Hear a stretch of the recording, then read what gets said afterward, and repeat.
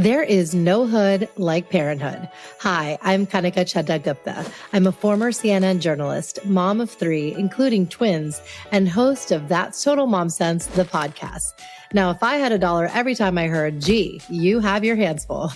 On my show, I interview change makers on their life lessons, legacy, and superpower of intuition, which I call our mom sense and dad sense. I've had the privilege of working with Mom 2.0, March of Dimes, and the White House, and have had some pretty amazing parents on my show. Hey, what's up? I'm Kelly Rowland. Hi, this is Chelsea Clinton. It's me, Bobby Brown. Can't wait to share my story. That's Total Mom Sense is a production of the Evergreen Podcast Network. Be sure to subscribe wherever you listen to podcasts and on YouTube so you never miss an episode. To join my tribe, visit that'stotalmomsense.com and follow me on Instagram at Kanika Chadda Gupta. Now let's dive into today's episode. You know how I'm always advocating for trusting your mom sense. Well, here's something my mom sense wishes I'd known when my kids were babies. There's actually an eating window, roughly 6 to 18 months, when babies are most open to new flavors and textures. Use it and you raise a worldly, adventurous eater. Miss it and you're negotiating with a 4-year-old over plain pasta for the next decade. That's exactly what Global is built around. It's a baby and toddler food company that makes whole meals in glass jars. Think pad thai and tikka masala, which is a household fave. These babies are introduced to diverse flavors and top allergens right from the start. And here's something I didn't know until recently. The way babies eat matters just as much as what they eat. When babies squeeze their food out of a pouch, they're actually bypassing the chewing, tasting, and oral motor development that teaches them how to eat. Spoon feeding from a jar, seeing the food, smelling it, experiencing the texture, that's how the whole learning and sensory process works. And the glass jars means 0 microplastics leaching into your baby's food, which as a mom, I care so much about. I'm so glad I got to interview the founder, Erica Beth Levin, on how she conceptualized Global from a problem she faced with her 2 little eaters. And now it's here. Visit global.com, GLOBOWL, and use code MOMSENSE, MOMSENSE, for 20% off. That's global.com and my code MOMSENSE for 20% off. Bon appetit! Hi, everyone. You are watching That's Total Mom Sense. I'm your host, Kanika, and today's episode is for every parent who has ever thought, why is everything so overwhelming for my child and me? We are talking about how to raise calmer, more resilient, more joyful kids and parents. And it's not through perfection, but through presence and state of mind. Joining me today is Kira Willey. She's a kids yoga and mindfulness expert, speaker, and author of this book, The Joyful Child. Her work has helped thousands of families bring calm into chaos, and today she's giving us tools that we can implement immediately. Kira, welcome to That's Total Mom Sense. Oh, thank you so much. I'm excited to be here. Me too. I want to take us back and allow you to set the stage on what a young Kira was like, because, you know, a joyful child and a joyful parent had to start somewhere. And I want you to give us a taste of who you were as a kid. I had a very challenging upbringing. I grew up in chaos, a really chaotic household. And it actually wasn't until recently in my life that I made the connection that this is probably why I got into the work that I'm doing and feel so strongly about calming the chaos for families with young children. So I grew up in a very tough situation till I was an early teen. And then I ended up living with my grandmother, who taught first grade for 50 years. Wow. And that tells you something, that she didn't start till her 30s because she had had 7 kids already and had to go back and support herself after losing her husband. So I was always in an early childhood classroom with her. And she would always say things like, it just doesn't have to be so hard, because she would work with, really stressed out families and moms and all this. And she just would always say, it just doesn't need to be so hard. And again, in sort of hindsight, I realized that's the heart of a lot of my work. Is a lot of us parents are white knuckling it through parenting or teaching or, working with young children. And if we can bring in some presence and play and imagination and fun and dancing and wiggling and moving, it just doesn't have to be so hard. It's not going to solve everything. All the problems and challenges that we face that are real aren't going to go away. But our daily routines, our daily life with young children can be more joyful. It can be easier. And so I think I came sort of full circle to this work because I grew up in chaos, and I feel so strongly about the effect that that has on young children, and calming the chaos is really important. I'm so sorry that you had that. And I love that you are cycle breaking and helping us do the same. That's really, really profound. And I have to say, there's something so special about the grandmother figure. It's that sweet older woman who is naturally nurturing and is just this calming, safe space. And I think of how just that multi-generational bond, it's reciprocal. And I love it. My therapist, actually, she says the same thing about how it doesn't have to be so hard. Before she went into, psychotherapy and counseling, she was a Catholic school teacher, and she had, 25 kids in her class.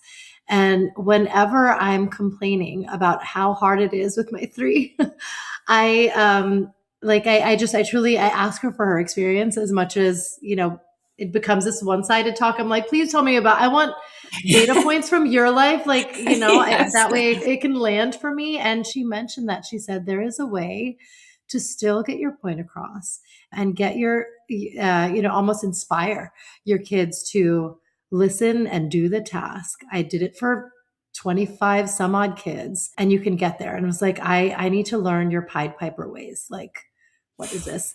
So, and this is exactly what the joyful child gets into. That, Right. If you're not thinking through a lens of a therapist or an educator, like any caregiver and parent can learn. Yes, absolutely. Yeah. You don't need any special skills, Mm-hmm, right? You don't need to mm-hmm. be a musician to bring more rhythm and song into your household and have it be an effective Right. tool. You don't need to be a meditation expert to bring mindful practices. It doesn't need to be so hard. So I make it as simple as I possibly can with these really short, really fun, really easy practices that just fit into your daily routines that you're already doing. You're already doing wake up and mealtime and getting in the car and bedtime and all these things. So why not make them a little easier, a little more fun, opportunities for full presence and connection with your child? I mean, that's what it's all about. Yes. Easy. We're going to get into that. I also just want to know what made you kind of pivot into this work, because you mentioned you came from corporate America, which is totally antithetical if you think about it. I don't think you've ever met a person at a job so ill-suited for each other. I mean, aside from the salary, which was great at the time, Mm-hmm. when I lived in New York City, but I literally walked by a music school for young children that had a help wanted sign in the window and went in and applied. The next day, quit my corporate job without doing the math, by the way, and went in there and started teaching 25 classes a week to 6 months to 5-year-olds with their caregivers, which I loved. I also could barely pay my rent at that point because I took something like a 70% pay cut. I know. Isn't that And just, I wish it was flipped. I mean, why? society Yes. is getting it all wrong. Like our teachers and educators are the pillars, and they don't get their due at all. No, grossly underpaid. So Yeah. I did that, and I loved it. I absolutely loved it. And that's what kicked me off, because after some time I was like, I want to develop my own curriculum. I want to write my own songs. I want to bring my own activities. But getting thrown into teaching all of those classes per week, day after day after day, and so much experience with little ones and their families was excellent. I mean, it was just great. And that's what got me started on everything I've created from then. Yes. And now let's get into the joyful child. Who is that? The joyful child. So it's really important to realize that no kid will be happy all the time and no kid will be calm all the time. And when we use the term regulation, right, which, everyone wants a calm and regulated child, regulating just meaning you can manage your bodies and emotions. But regulated doesn't mean calm all the time. What it means is being able to have an appropriate response to a stimulus. So if you get hurt or something happens that's really upsetting, you're going to cry, you're going to have an appropriate response. That's still a regulated child. It's not a Zen, person, either for children or adults. But a joyful child, in my mind, is mostly regulated, is able to find calm, is able to focus and sustain their attention when they need to, but also is a child, which means their natural tendency is jumping and wiggling and moving and bouncing, right? And we should embrace that. And in fact, that's the way we should connect with them, which leads to that calm and focus that we're looking for. When we try to get that calm and focus through all of our grown-up words, it just doesn't work because that's not the world that they inhabit. They inhabit this world of imagination and play and movement and music. So we need to connect with them there. And that's what all of these activities, exercises, mindful practices are about. Connect with them where they live. Then that cooperation or compliance, which is a word I don't like, but it is accurate to some extent, follows naturally. I completely agree. And now I look back and see how, many ways my husband and I got it wrong, and how we do need to infuse more play. Because when you say emotional regulation and kind of, having this expectation for kids to do that, to know what to do, I want to just throw out a hot take. How many parents can safely say that they are emotionally regulated? And it starts there. I know I'm not, and so I think when they spill the milk and I have a reaction, right? It's like, is it that bad to be like, oh my God? So, right. Well, so we have again, to, it's like, appropriate response to a stimulus, right? Are you having a level 10 response to a level 2 stimulus? Exactly. Maybe you are. And it's probably because of what happened yesterday or before or last week or this morning that's still on your mind, that's putting you in a more stimulated state. So I'm so glad you brought that up because it's crucial. It's absolutely crucial. Getting our emotional house in order, so to speak, is the most important factor in our children's regulation. We want to give them, you think about wanting to give your child the best resources possible. You want them to go to the best school. You want them to have the best teacher. You want to give them healthy food, right?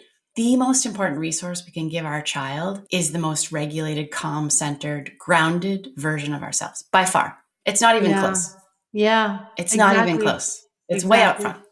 Right. And so, it's really critical. Yeah. I just think that's the best call to action for parents and me included. I am at a point where with the deadlines and the stresses and the sports and all of that, with elementary schoolers, I feel like it evolves, when you have a baby and you're cooing and you're singing during a diaper change to toddlers and the fun times at the park to now, school going kids, there's just a lot more regimen to follow. And I think that there's a way to bring the fun back and have it feel more fluid and, unscheduled. So let's get into some of the exercises in the book. And let's start with something that we all need to do on the daily, which is a daily mindfulness practice. What does a 1 to 2 minute practice look like for, families? A great one to start the day with is called the weather report. So you can do it first thing in the morning. You could do it at the breakfast table. You could do it in the car on the way to school or childcare. And you look out the window with your child and check the weather. What's the weather doing today? Is it sunny? I want to see some clouds coming in. Maybe it's going to rain. It looks really chilly out there. I see frost on the grass. And then you say, what's the weather like inside you today? Take a long breath in and let it out. Do you feel sunny inside? Do you feel a little stormy? Do you feel or do you feel lots of things all at the same time? So even very young children can understand a concept like the weather, right? Because everybody talks about it all the time, right? When you go outside, right. And the weather, especially if it's extreme weather of some kind. Yeah, water cooler talk for everybody. Universal, of course. Yeah. So even really young children can understand, sunny kind of quote unquote equals happy or good, a good state, so to speak. And stormy has a different connotation to it. So you ask what the weather is inside them today. This is a self-awareness practice. The foundation of the house, so to speak, of self-regulation is self-awareness. That's what we're trying to impart, right, on our young children, because everything else follows from that self-awareness practice. So when we can use these really child-friendly ideas and fun, imaginative ideas to help develop that skill of self-awareness, it's so critical. And it's fun. Children love to be like, oh, I feel really sunny today, or I feel really stormy. And it also gives you a great window into how they're feeling. Oh my goodness, day. Yes. So and it's a marker to see that it's changing all the time. It's supposed to change every day. Thank you. And so that's the other thing is any kind of weather is okay. The weather's always changing. It'll probably be a different kind of weather tomorrow.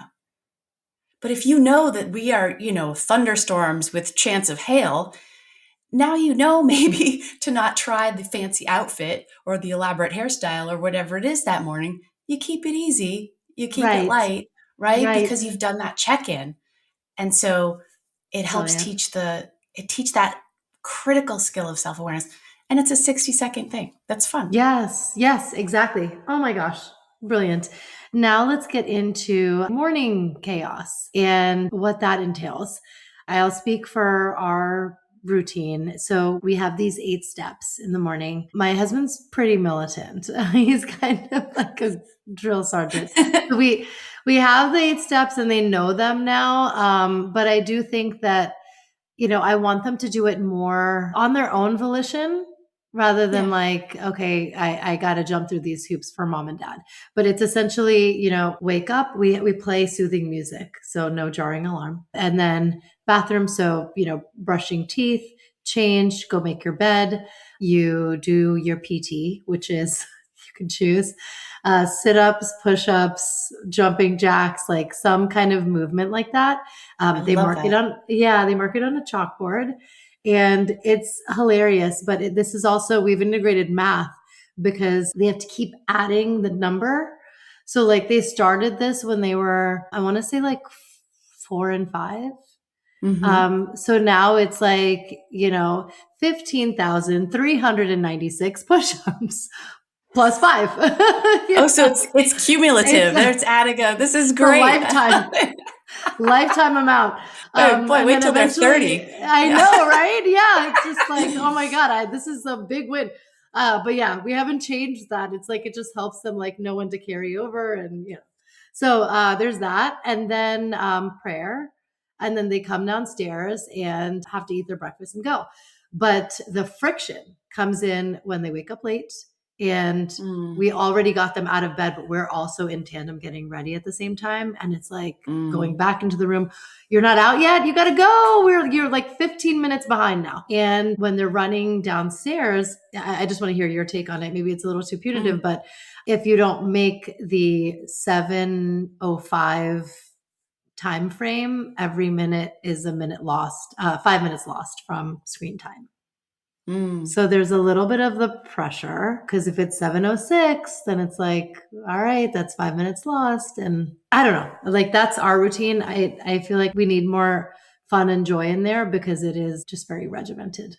I love so much about it. I mean, there's so many good things in there as far as the discipline that you're teaching and first of all, a really healthy morning routine. Like that's incredible to impart that so early in life. I feel like when you say 8 steps, and I work with, early childhood teachers a lot who are giving instructions the same way every day, and they have a certain number of steps to them. And I always say that needs to be a song. You got to make that into a song. Because it would be so fun, really easy to remember, which although I'm sure they remember by now what the steps are. Yeah. But still, if you made that into a song, I mean, they would, first of all, remember it their whole lives, but it brings a different energy to it completely. So that cool. Could be very welcome. And if you want to make it into a song, put it to a beat. Put it to a really fun beat. Yes. Because we're going to do this. I could talk about this for days, but the effect that music and rhythm have in the body is completely different than speech, right? So speech lights up a certain part of the brain responsible for auditory processing. Music and rhythm light up different additional parts of the brain. So it engages the brain differently, more blood flows flowing to the brain, you're more focused, you're more engaged. Plus, rhythm has this incredible regulating effect. That symmetry, that structure of rhythm feels really good in our bodies. So that's why when you hear a great song, you bop your You're head, bopping. you tap your Yeah. foot, you're moving, right? You're moving. That's because it feels good in our body. It's super organized True. and structured. Yes. So Yes. literally, even if you just clap your hand and put it to a beat, it'll be more fun and engaging and Yes. create a sense of groundedness and calm that speech doesn't. Yes. Plus, it's yes. novel. Plus, it triggers that like pattern interruption of something different because kids hear grown-ups talk all day long. Oh my gosh. It's Charlie Right? Brown, womp, womp, womp. We need to think from their brains because we were there once. And it's Yeah. like, how did our parents and teachers come off to us? So Right. yeah, I like that. And then the song, it makes me think of Snow White and the Seven Dwarves, the whistle while you work. Da, da, da, da, da. Exactly. They're working, but they're enjoying it. They're working, but if you had a simple song with a refrain, something that repeats each time, these are our 8 steps, or this is how we make a good morning, or whatever it is. I don't know, right? I can help you off camera come up with something. Yeah. I love doing stuff like that. Yeah. So fun. That'd be something that just sticks Right. and sticks, right? And it is. It's just like whistling while you work. It's like a spoonful of sugar makes the medicine go down, Yes. Yes. Yeah. I know. Homage to our childhood, the best. Let's talk about in the middle of the day when there is, conflict that the kids are met with at school, on the playground, anything like that. Like, I guess if you don't mind, you should come up with a scenario and the solution for it that you hear for the age group of like 2 to 12. Yes, it becomes lack of focus and like that jittery, impulsive behavior because the body is having a hard time.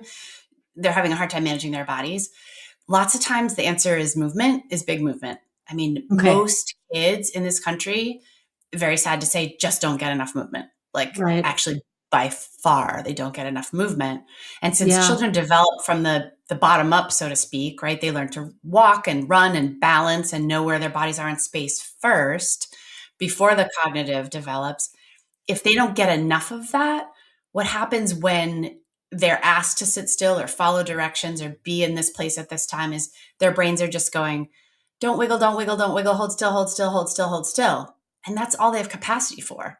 Right. They don't have any leftover capacity to actually follow a couple of steps of directions, right? Or dig into that math worksheet. They're just trying to hold their body still in space. Yeah. So a lot of times, middle of the day or afternoon, fidgets or disruptive behavior or the whinies can be solved with big movement. And it can be like shaking your body, like, imagine you're a puppy and you just got out of the bath. You're soaking wet. Give your paws a little shake, right? Yes. Give your head and shoulders a medium shake. Give your whole body a big shake. And I'm giving you the short version, but right? You can make it as long as you want. Can you shake your tail, little puppy? Shake, shake. And you just like shake, like really shake your body. Like really for 30 seconds, 45 seconds, 60 seconds. Ooh. Which is a long time to shake your body. Yes. And then you reverse the order and slow it back down and slow it back down, slow it back down and take a long breath in. And now you're all cozy, puppy, and ready for your nap, right? And it has this beautiful arc to it that is anchored with a long, deep breath. But now you've gotten a lot of that excess tension in the body and energy out, and you can find focus and calm. So I have tons of activities that have movement in them because it's so important. It's where, I always say movement isn't a break from learning for young children. It is learning. It's literally how they learn. Yeah. So get them moving. And mindfulness, by the way, does not need to be sitting still and deep breathing with your eyes closed. It can, and that's fabulous. It can also be shaking like a puppy because that's building sensation in the body that develops that self-awareness. Yes. That's what we want, right? Yes. So balance exercises, for example. So if you like right before a test, I have teachers who will do stand up and they do flamingo. They stand up really tall on one foot. We're flamingos. We lift one knee up toward our belly, spread our wings out really wide, breathe in, stand tall, flamingos, right? And it makes you focus. You Yeah. have to focus your brain on balancing your body. You can't be thinking about that argument you just had on the playground or that, right? Any of Right. those things because you're Right. fully focused. So Wow. 30 seconds of flamingo, do it on both sides, some long, deep breaths, a puppy shake. You're ready to focus on math. That's so cool. Yes, and it's all connected. We're mind, body, spirit, all connected. So Yes, if you're absolutely. only zeroing in on one of them, you're misaligned, I guess. You're not, completely centered. Agreed. Let's get into mealtime, and that happens, if you have school going kids, without you, and then at breakfast or dinner. So tell us just some fun tricks up our sleeve for mealtime when we've got the picky eating or taking too long. Well, first thing with mealtime is often it's when the wheels come off the wagon, so to speak, right? Because everyone's getting tired, especially at dinner time from a long Yeah, day. So yeah, again, a reminder for the grown-ups, check yourself. Like, what do yeah. you need to do? Do you need to sneak a little snack in the bathroom so that you're not hungry while you're making dinner? Do you need Right. to pause, put your hands on the cool kitchen counter and take a few deep breaths in and out? Remind yourself it's just dinner, it's going to be fine.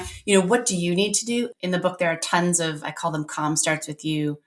Again, 1 minute or less exercises for the grown up to get Mhm. yourself in a place where you could show up and be fully present.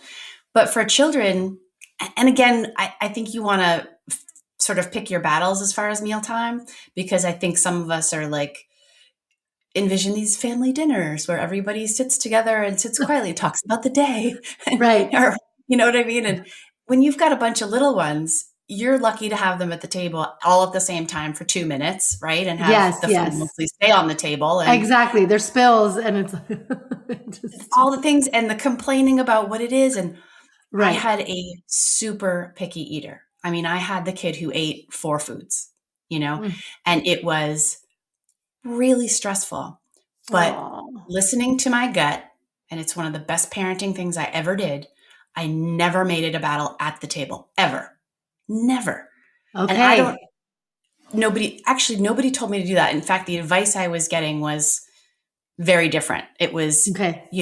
you're letting him run the show, he'll eat it when he sees his siblings eat it or classmates eat it. And I was like, I don't think he will actually. I Mhm. never made it a battle at the table because that was important to me to have a relatively pleasant atmosphere at the table and not be Yes. negotiating bites and not be, bribing or cajoling or threatening or anything like that. Right. Point being, you need to decide what's important to you at mealtime Mm. because it's a really tough time of day. Is it important that everybody sits at the table for 5 minutes? Okay, set a timer. Is it important that they try, a no thank you bite of a certain food? Okay, make that the part, but don't try to do it all at once because you're Yeah. just setting yourself up for frustration. Yeah. So, some of the practices I have for children in the book are like slow like a sloth, which is just literally pretending we're sloths who do everything really slowly. And you can get super dramatic with it. And this is for those gobble monsters, right? The kids who are just like, Mhm. they do this and they're like, bye. You know what I Yeah. mean? Right? Yes. And you tell them how we're going to pretend to be sloths and we're going to do everything in slow motion. I mean, drag it out so Mm. dramatically. And Yeah. even if you get a Cool. couple of bites in slow motion, now you're practicing mindful eating, right? Yeah. It makes you pay attention to the color, the smell, the sensation in your mouth. Again, even if it's just for a couple of bites or for a minute, it's again brings that self-awareness skill to the forefront, which is so Right. important. And you Right. take a long breath in and you take it out. So slow like a sloth can be great for those ones who just rush through the meal.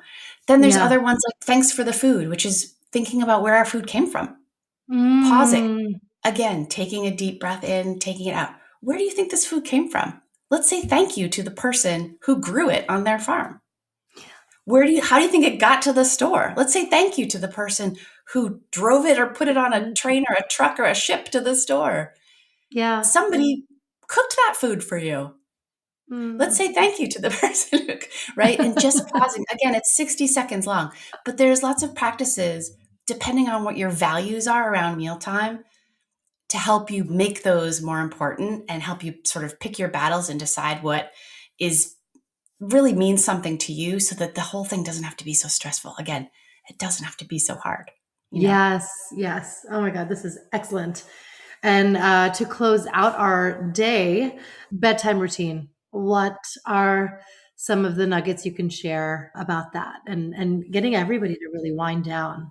Getting everybody to wind down and looking at it as an opportunity for closeness and connection, as opposed to, Mm, oh my gosh, let's get this done. I'm so exhausted. I want to go down on the couch and watch my show, which I totally yes. get. Yes, I you're right. had one who, my oldest, did not sleep. I mean, for about 3 years, the first 3 years of her life. And if you've been there, you know what I'm talking about. It's Mm-hmm. devastating for the whole household when one child does not sleep. Mm-hmm. And in hindsight, one thing I was doing was treating it like a chore. And I think she picked up on that. It would be You're like, right. I would say to my husband, okay, I'm going to do bedtime. See you in about 2 hours, I guess. That kind of thing. And of course she picks up on it. And it just makes her want to hold on more, because the fact is that at bedtime, typically children want more of you. And not that we love them any less, but we want less of them, right? We want to separate. We're ready to be, it has Yes, nothing to do yes, with how much we love yes. them to pieces. Yeah, because you can't But get we've to done the the thing kitchen or all the day work, yeah, until they're down. But yes, until they're exactly. down. So looking at it as an opportunity for closeness and connection, and trying to build some kind of anticipation for it, finding some joy Mhm. in it. Some of that means taking care of ourselves. Again, going back to getting, what do we need to do? Do we need to get ourselves ready, or, get in our cozy clothes first, or whatever we need to do so that we can enjoy it instead of just like muscling through it to get done. Some of the favorite exercises I used to do with my youngest all the time is, one of them is bear breath.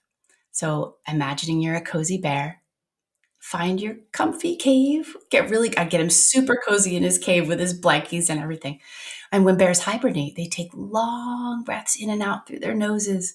So take a long breath in, let it out, and you keep going. Make the breaths even longer in and longer out. And imagine how warm and safe and cozy you are in your bear cave. And you just paint the picture, right? You're not telling him that he's stimulating his vagus nerve because of the long, deep breaths and the nervous system is The coming back. parasympathetic nervous system. Exactly. You're just being bears hibernating for the winter, and you're so cozy. Right. And it worked like a charm for him. Another one that is really popular because of so many anxious children, which I have as well, is called the worry box. It's just, imagine you're holding a little box in your hand. It will hold all your worries, so you don't have to. So do you have a worry? So say anything you're worried about, say it out loud. And then you just take it from them and put it in the box. Do you have another worry? Say it out loud. Put it in the box. And they can be little teeny worries, or they can be really big worries. And you be patient, and you wait, and you put them in the box, and you put it in the box. And when they're all done, you put the top on tight. I will hold that for you. Or we'll put it somewhere safe. You don't have to think about those worries now. You can rest. Put it away. Yeah. Oh my goodness, I'm crying. Oh. That's beautiful. And I think we need our own worry box and Yeah. moments in the day to take the bear breaths, because we're carrying so much, And so, Yes. yeah, how Yes. are we supposed to do that while really tending to the children at the Absolutely. same time?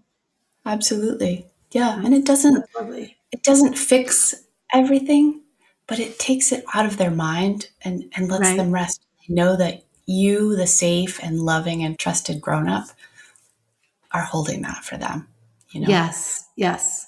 I want to speak to the alternative, because you've written this book, you're in this parenting realm, and can see what happens to children who don't have the tools, who are ridden by anxiety, depression, whatever it may be. Can you tell us why they're so integral? Because of that's what could happen. The child who isn't able to regulate struggles so much. And often a child has the tools to regulate, but they don't have regulated grown-ups around them. Going back to what we talked about that you brought up earlier, right? In order Yes. for a child to be able to manage themselves, They need to feel safe in their bodies. Mm-hmm. And the way that they feel safe in their bodies is to believe that the grown-ups around them are safe. And so when they are in an atmosphere or an environment with grown-ups who are stressed out, who are rushing all the time, who are preoccupied, who are distracted, I don't even mean they need to be necessarily sort of bad parents or neglectful or abusive or anything like that. It can just be parents or grown-ups who are constantly going, who aren't ever fully in the moment, right? Who aren't able to find that presence or connection with the child because they're really preoccupied with their own stuff. And unfortunately, it's very, very common. So that child learns that the grown-ups around them are not safe. Yeah. They don't feel safe in their bodies then they're always on the lookout for something going wrong. Right. They're always looking for the threat, right? Mm-hmm. And the threat can just be a grown-up that doesn't pay attention to them and doesn't see what they need and isn't connecting to them, isn't making them feel seen or heard. Yeah. So that child now in school, they're neurologically occupied, right? All the time because they're thinking about what this threat is and is my grown-up going to feel safe? They are then not able to focus and sustain the attention on their lessons, on their schoolwork, on developing those outward skills of social emotional learning that we want, like compassion and empathy and kindness. You can't do that unless you're regulated in your body. Absolutely. That child starts to struggle in school, right? Has disruptive behavior, gets sent out of the classroom, misses the lesson, gets behind, misses the next lesson, gets farther and far behind, gets kept back, right? And it just becomes a terrible snowball rolling downhill. The good news is that just one trusted, loving, safe adult can turn that around. Yeah. And that's why when I talk to teachers all the time, I do lots of teacher trainings with early childhood teachers who I love, love, love so much. I tell them for a lot of children, that's you. And unfortunately, many children outside of their time with you, the teacher, do not have a stable situation, right? They're in insecure circumstances. I mean, there are children who don't know who's picking them up every day because they go through different households. They don't have a set bedtime. They don't know where dinner's coming from. They didn't have breakfast before they came in.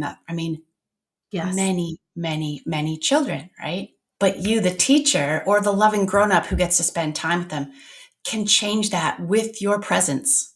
Right. And with your efforts to connect with that child where they live, right? In that world of imagination and play and movement and music and song.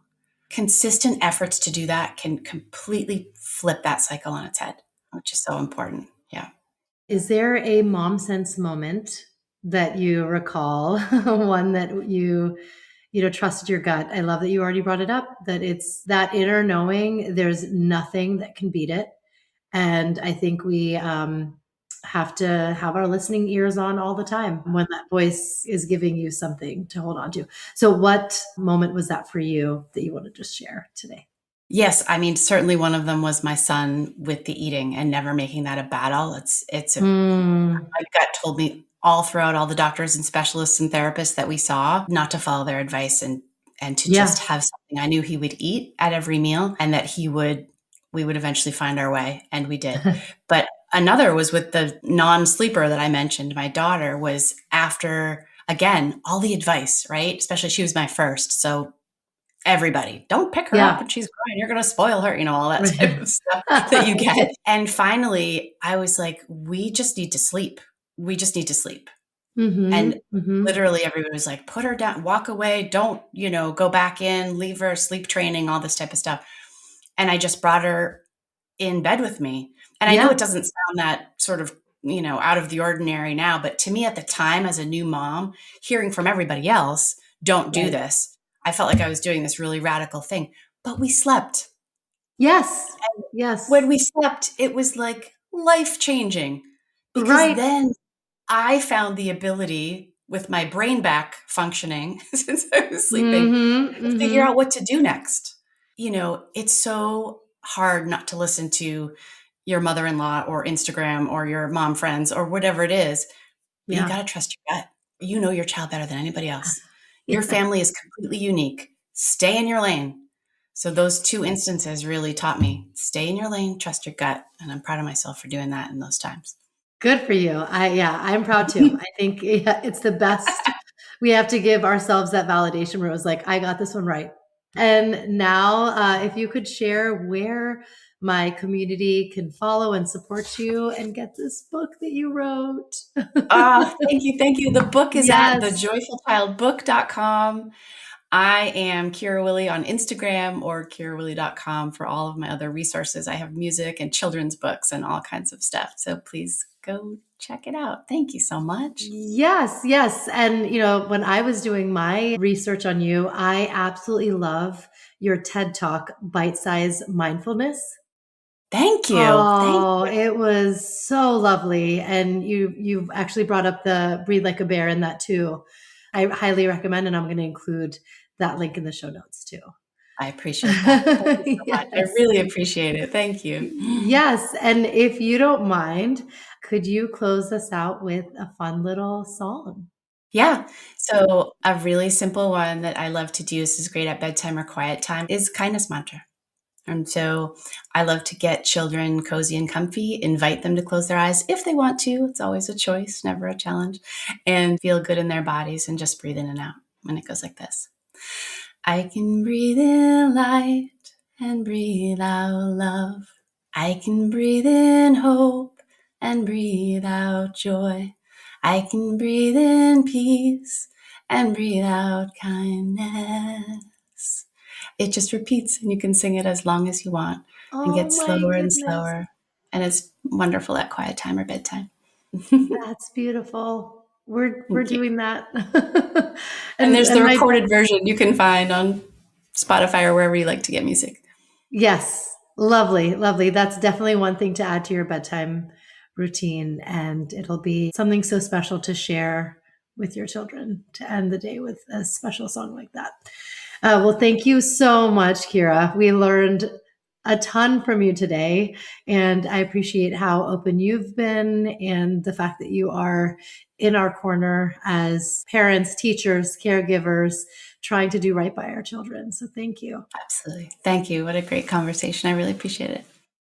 Thanks for listening to this episode of That's Total Mom Sense. You can listen to the audio version wherever you get your podcasts. Just search for That's Total Mom Sense. You can learn more about my guests by logging on to www.thatstotalmomsense.com. Be sure to follow me on Instagram, where I'm most active on social media. My handle is @KanikaChaddaGupta. And if you have ideas for show topics or guests you can't wait to have on the show, write to me at thatstotalmomsense@gmail.com.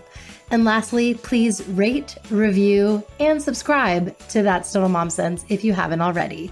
Thanks for being in my tribe.